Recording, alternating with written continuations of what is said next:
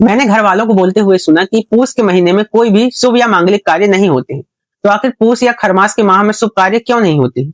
इसके मुख्यतः दो कारण हैं, एक ज्योतिषीय और दूसरा पौराणिक। ज्योतिषीय दृष्टिकोण से खरमास का सीधा संबंध सूर्य और देव गुरु बृहस्पति की स्थितियों से है। जब सूर्य देव गुरु बृहस्पति की राशियों में प्रवेश करते हैं तब खरमास लगता है। यह आमतौर पर 14 या 15 दिसंबर से शुरू होकर 14 या 15 जनवरी मकर संक्रांति तक रहता है। मांगलिक कार्य का रुक जाने का सीधा संबंध गुरु का कमजोर होना है। ज्योतिष शास्त्र में बृहस्पति को विवाह, संतान, ज्ञान और सभी शुभ कार्यों का कारक माना जाता है। जब सूर्य गुरु के घर में प्रवेश करते हैं तो सूर्य के तेज के सामने गुरु का प्रभाव कम हो जाता है या निस्तेज हो जाता है, क्योंकि शुभ कार्यों के लिए गुरु का मजबूत होना अनिवार्य है।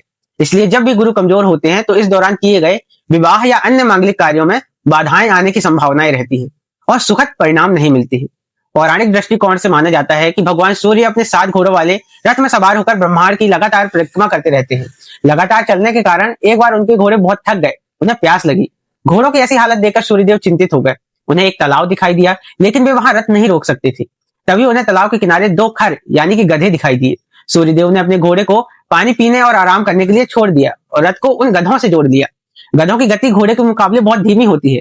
जब तक सूर्य का रथ गधे खींचते हैं तब तक सूर्य की गति धीमी रहती है और उनका तेज भी कम हो जाता है। यही कारण है कि सूर्य हमें सर के ऊपर न दिखाई देकर हल्का झुका हुआ दिखाई देता है और हमारी परछाई भी लंबी बनती है। राधे राधे।